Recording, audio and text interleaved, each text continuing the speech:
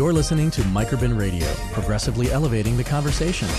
Coming up next, personalities and profiles. Here's your host, Michael S. Robinson. And a very good afternoon to you, top of the hour. Welcome to Personalities and Profiles here on Microbin Radio. We're streaming live from our studios here in Fort Lauderdale, Florida. And thanks to our team, we're also live on Facebook. So hi, Facebook fans. It's great to have you with us. I'm Michael Robinson, also host of the Michael S. Robinson Show every Saturday at 2 p.m. on New York's leading talk radio station. That's AM 970 The Answer. So tune in, 2 p.m. Saturday, AM 970 The Answer. We also stream live here on Microbin Radio. All you have to do, download our app from the App Store or Google Play. I'm author of the book 100 Pennies and president and CEO of Microbin Incorporation, which is the parent company of Microbin Radio. I welcome you to follow us on Twitter and Facebook at Microbin Radio. We're happy to answer any questions you have. We're live, and we would love to have an engaging conversation with you. Podcasts of this and prior shows are available on SoundCloud and microbinradio.com. Here on Microbin Radio, our weekly shows are designed to bring a level of progressive conversation to our listeners. We believe in content-driven dialogue with engaging guests. And this particular show is called Personalities and Profiles. What we try to do is feature local personalities within our communities, not only in the area of Fort Lauderdale, but across the country. And they bring you their stories that will inspire and engage you based on their life journey. And today I'm honored, to say the least, to have as my guest Maria Contessa. She's a fashion designer, best known for her exclusive costume design for the band Kiss. Welcome to the show, Maria. Thank you. Thank you for inviting me. It's wonderful having you. So before we start talking about Kiss, because I know everybody's tuning in to hear about your journey as a designer for Kiss, we want to know about you. Tell us about you.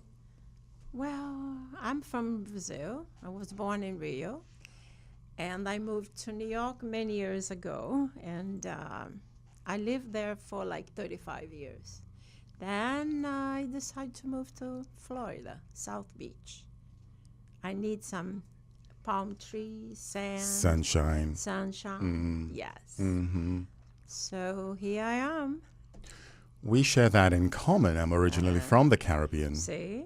Lived in New York for 32 years and recently moved to South Florida. But, you know, New York is still partly my home, so it always will be my home, right? And I divorced.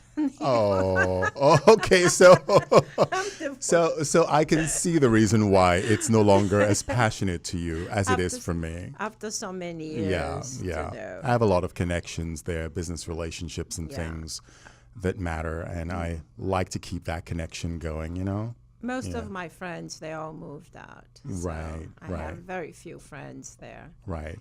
And it's so different there now also. Mm-hmm. Expensive. Expensive and very busy. Right. I don't know, from Florida, you can walk miles here without meeting anyone. Or a coat or a hat. A hat. In New York, it's like so many people coming at you. You're like, I'm on their ways. Let me get out of here. You know, what was interesting for me is my first winter was last winter here in South Florida. And I think the coldest it got was about, 55 degrees, right? A sweater was all I needed. Yeah. That was awesome. Yeah. But, of course, you couldn't go to the beach in that water, so. Sure, a lot of people, they do. Yeah. Especially from the north. Right, right. 55 is summer. Right, exactly, I right? remember 55 in New York, you wear a T-shirt. Shorts, it's summer. Yeah, exactly. Yeah. So tell me about your career, because I'm fascinated by entrepreneurs, which you are. I'm an entrepreneur too. And I see myself in you and vice versa in many ways, in the sense that we created a brand, we created a business model, we created a product, in your case, in my case, services. and we were able to market it to the general public, right? What made you desire to become a fashion designer? Well, I liked anthropology. Some of my friends were always studying, and I used to read their books. I said, that's something I would like to do. But, you need a lot of money, and go to school is very expensive. And I was looking for something, for a part-time job. And I ended up meeting a lady, very special lady. And she had like an atelier, very exclusive. And I saw an ad that she was looking for someone, so I applied. And I became like a shopper, I would say, buying threads and going out, making tea for the customers. And she always told me, if you learn how to sew, you don't have to speak the language. You can do it in China, in Russia, anywhere. And I said, yeah. My mind was anthropology. She said, then my birthday came, and she gave me paid tuition for Fashion Institute. Wow. That's where I study. That's great. Yeah. So would you say it's a passion versus something that you fell back on? Do you regret being an anthropologist? Sometimes, no. But fashion is amazing. Yeah. Especially, I left, I was in school and I had opened my atelier and creating things. And I used to go to the stores like Bloomingdale's and Saks. Every Friday they had open for new designers to come and show their lines. And what I heard was too theatrical. Everything was too theatrical. I said, well, there is someone here who are going to wear costumes to go out. Right. And so I met someone, and he introduced me to a friend who owned a store in the village. It happened to be a gay store, oriented store. And it was perfect for my clothing. So I start making, I create a line for them, very successful. Could you tell me more about the line you created for that community? At that time, Calvin Klein and all these big designers, they didn't want their names in their store, their label in such stores. So the market was very open.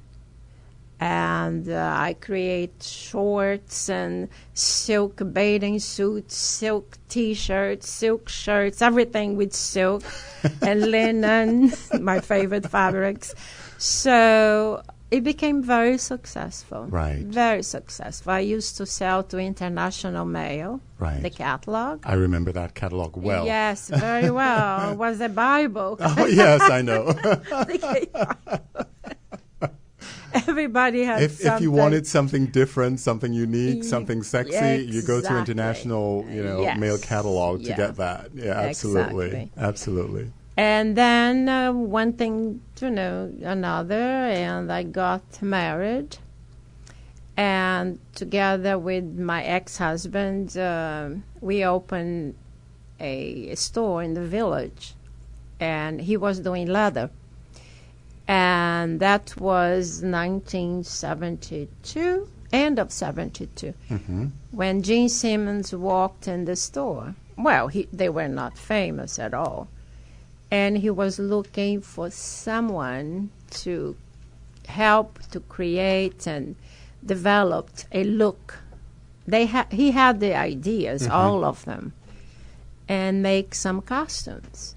So it was the first costumes they ever wore. We created. Why your store? Did you ever find out? Was it just serendipitous? Yeah. Because it was leather. Okay, all right. And there were not many stores doing leather back then. No. Interesting. Yeah. Yeah. And also, they was in the village. What's the name? Christopher Street, and was the place to be. I The guess. edgy place, edgy, trendy. Yes, Yeah. Mm-hmm. And at the beginning, everything they wore was leather. All those wings, the bat wings, and the pants, and So they told you what they wanted, and you provide the design, or were you instrumental in creating the designs for them? it was a group.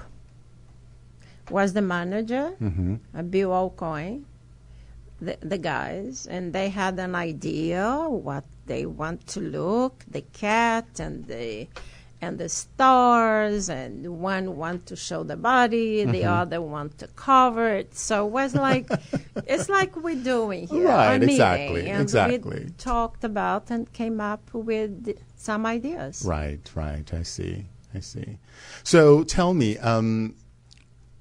what was the inspiration of their costumes altogether? Is it because they wanted to be different and edgy? Were they trying to create a look that was not prior, in existence? Is that what they were trying to do? All Gene Simmons. All from the beginning, he was like the main person to talk about the costumes and the look was all his idea. Paul was there too, very important, and Ace and Peter. But Gene Simmons used to sit in my office on the cutting table and tell me that he was going to be a millionaire. Wow. I said, yeah, millionaire. It was like, okay, right. I said, how did you get here to my place? Oh, I took the subway. I said, millionaire don't take subway. Yeah, a limousine is what a millionaire would take, right? And he used to joke and tell me, listen, Maria, when we do a concert anywhere around here, I'm going to send a limo to pick you up. I said, yes. That will be the day. A limo will be coming to pick me up. And it did. It did, right? It did. The concert was in New Jersey. That's what happens when dreams are put in motion, right? Yeah. Yeah, that's interesting. And then I became like making all the costumes and going. Once I remember we went in 1976. They were on a tour in Canada. I was called to go meet with the guys because they want new costumes.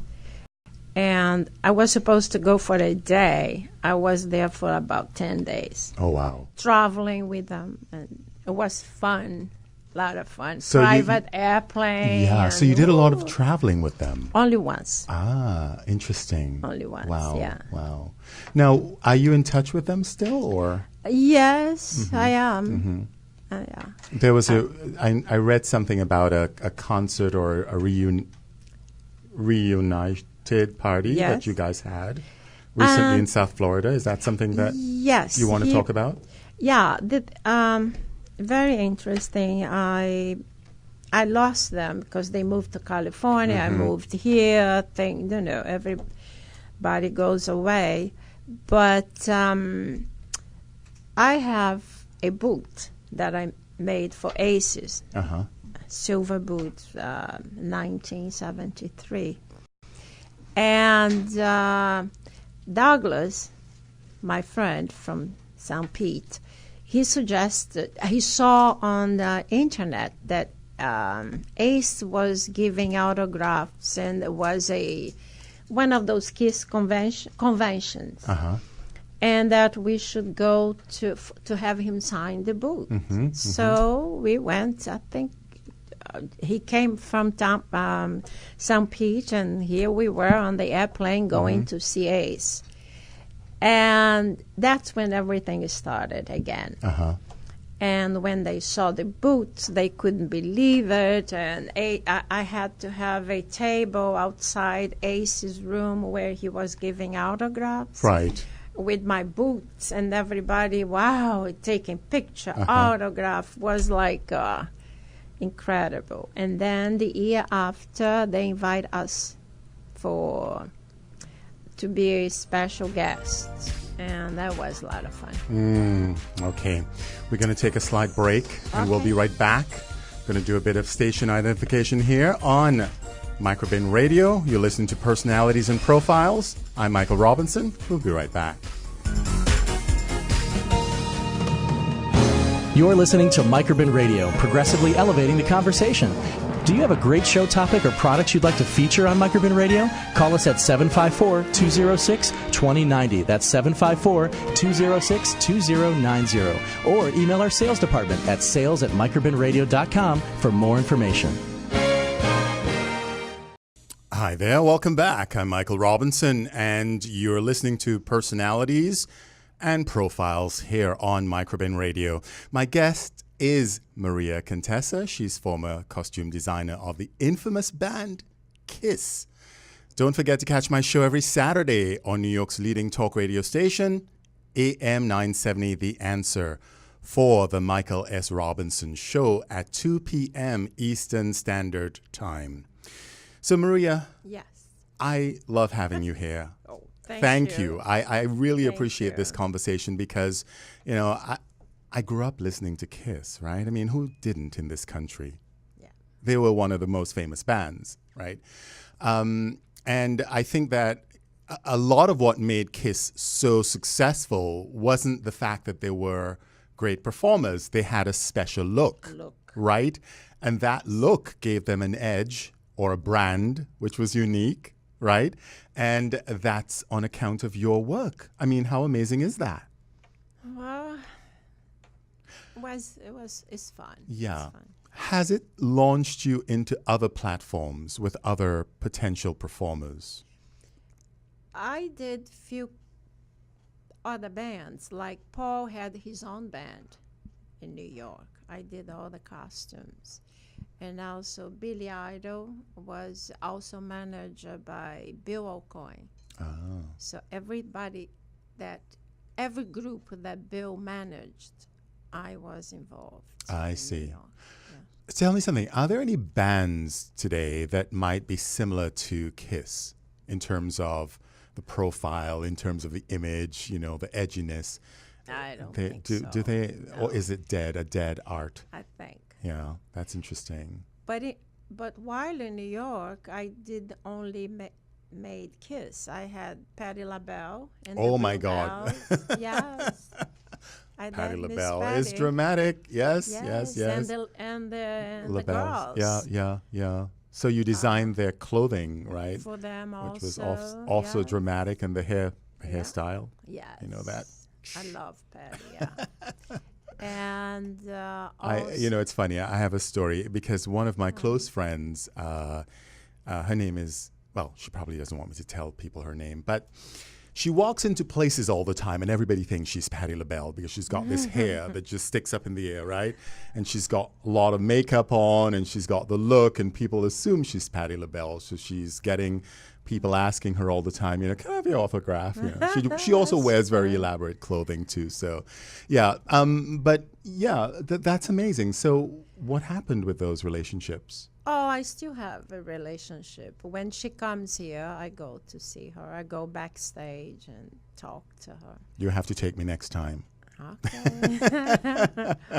Who else I did? Aretha Franklin. I did few things for her. Okay, yeah. And I worked for a while also, did very few things for Diana Ross.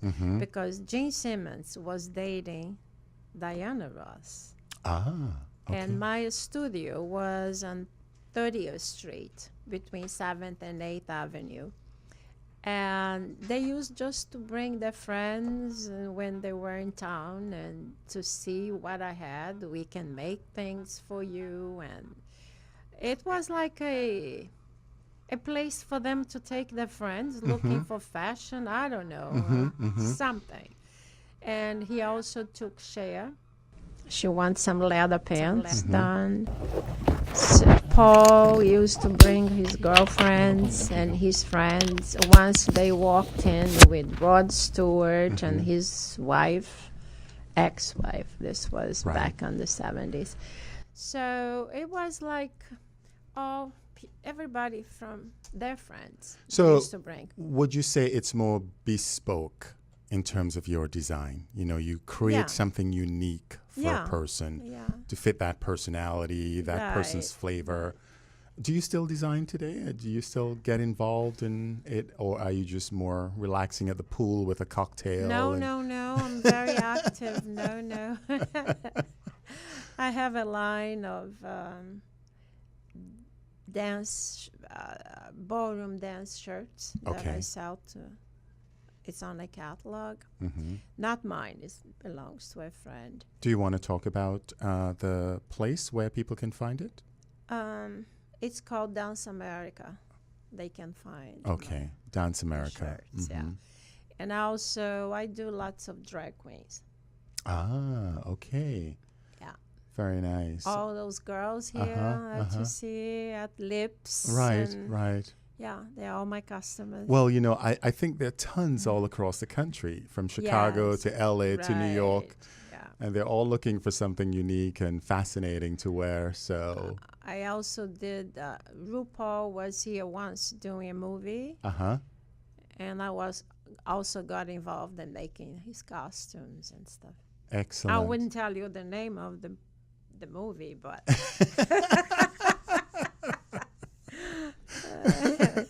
And also, while I had my store in Miami Beach. It was on Washington Avenue. Okay. And do you remember that Prince had bought the club?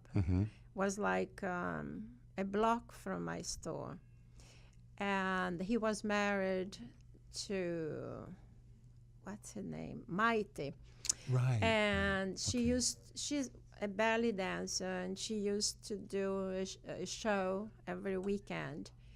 And I did all the costumes. She used to bring the girls and to make little costumes for the show.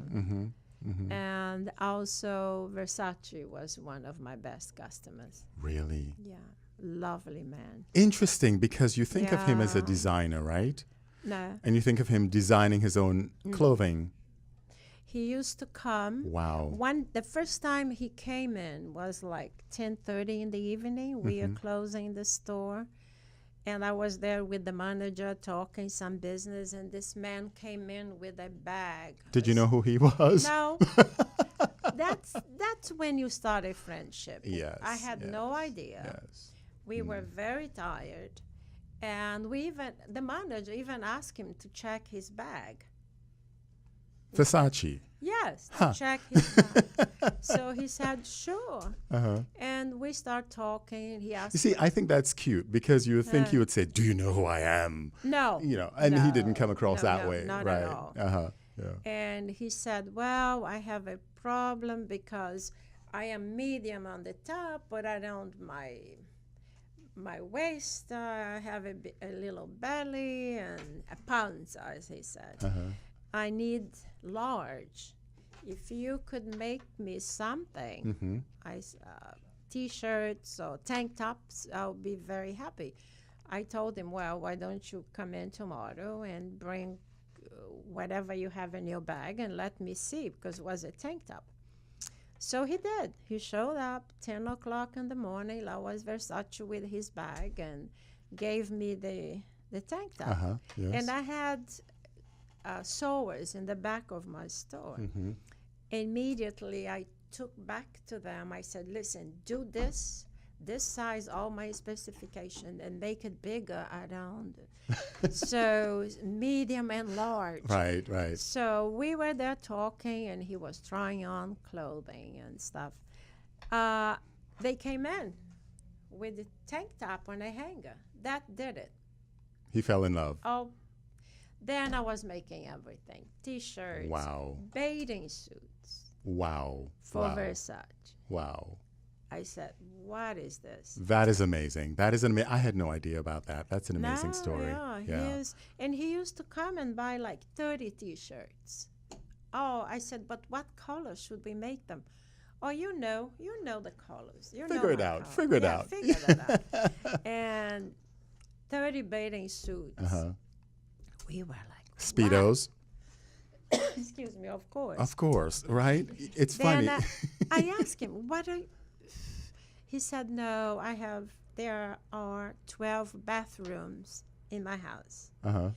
And I like to have those for my guests in the bathroom. I said, oh, now I see why. You were quite busy. Oh, we were very busy. It was a great run. Wow, that's Great fascinating. run, yeah. Yes. So tell me what you're doing now. Kind of retired, but the drag queens That keep you busy. Oh. Matter of fact, at 3 o'clock, I have one coming. Because they don't get up too early. Oh, no. They're what? Draculas, right? Yes. Perform at night and available at the daytime. Yes. Yeah, that's good. So what is your life like here? Do you go to parties? Do you travel a lot? Do you go back to Brazil? I travel a lot. I go to Brazil. I'm not a party person. I go dinners and travel. I travel a lot. Good. Well, we're neighbors, so I'd love to have you over for dinner one evening. Oh, I'd love to. I'm a pretty good cook, by the way. And if not, Ryan throws things on the Barbie. That's pretty good. Oh, so. yeah, anything there is good. And after a couple of cocktails, everything tastes better, right? Wow. Which island are you from? I am from the island of St. Vincent and the Grenadines. It's a British island about 100 miles west of Barbados. Yes. Right. So I am from there. My mom was from there. She passed away 2 years ago. And my dad is from Holland. So my parents met on the island of Curacao, which is kind of an interesting story, closer to Brazil. Yeah. Yeah. So I have a lot of relatives in the Caribbean and Europe and England and here. Now I interview you. Yeah, now you're interviewing me. Exactly. I'm the one on personalities and profiles. You're good at this. I'll probably have you hosting this show moving forward, coming to think about it. I really thank you very much for being here with us. Sure, and love the conversation. I wish you much success in your endeavors. And I'm waiting for that dinner. Oh, absolutely. I'm going to be inviting you over. Look out. My thanks to Maria for being with us today. You've come to the end of another Personalities and Profiles, right, Dennis? And here on Microbin Radio, thank you for tuning in today. Thank you all on Facebook for following us. And podcasts of this and prior shows are available on microbinradio.com and also on SoundCloud. And don't forget to catch the Michael S. Robinson Show every Saturday at 2 p.m. on New York's leading talk radio station, AM 970 The Answer. We also stream live here on Microbin Radio. So follow me. I'm Michael Robinson. Remember, this is your time. Use it wisely. This program is sponsored by Microbin Incorporated.